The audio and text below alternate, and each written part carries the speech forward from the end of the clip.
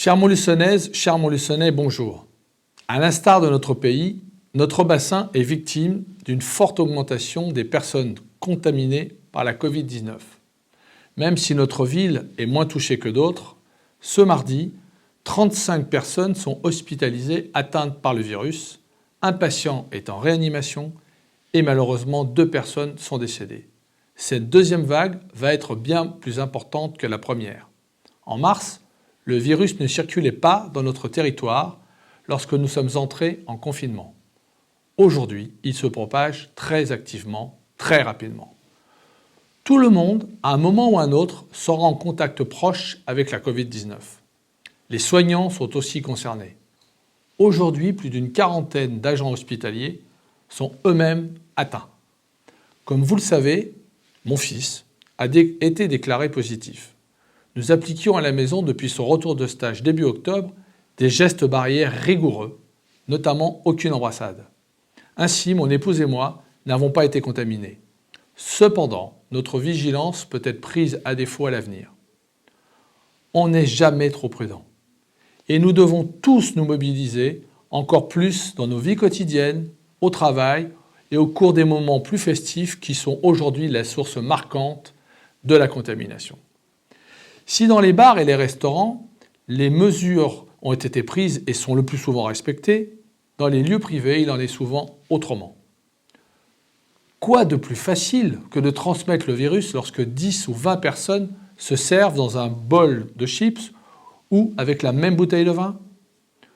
Quoi de plus rapide pour accélérer la circulation du virus que 10 personnes qui dansent dans une pièce de 20 mètres carrés?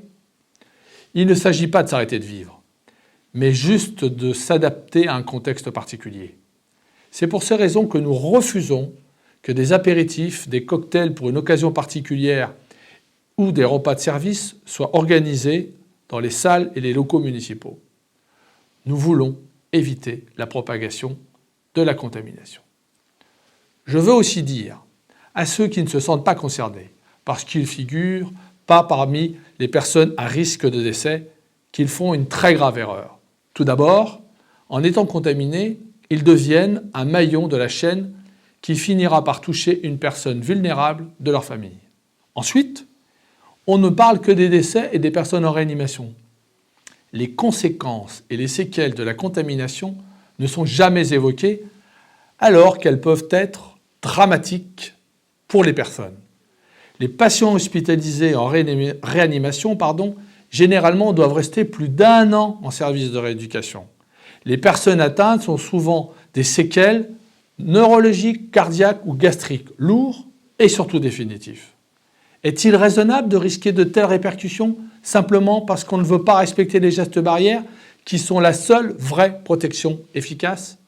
Ne vaut-il pas mieux sacrifier un peu de liberté pendant quelques semaines ou quelques mois pour retrouver des conditions de vie plus favorables dans 6, 10 ou 20 mois? Personne n'est protégé. Personne ne peut garantir qu'il ne sera pas sérieusement malade s'il est atteint par le virus. Nous devons tous être responsables. Il n'y a plus de place pour les complotistes et les négationnistes en tout genre. Dans les 6 prochains mois, la vague va nous submerger si nous ne réagissons pas.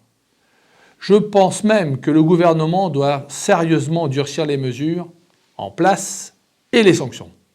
Il faut agir vite, fort et ensuite desserrer les taux. Nous avons réactivé la cellule de crise et nous allons étudier toutes les solutions, y compris la fermeture intégrale de nos installations. La priorité est à la sécurité et à la protection sanitaire de la population.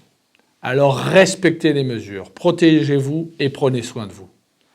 Nous nous retrouverons à la fin du printemps ou l'été prochain, même si tout ne sera pas réglé.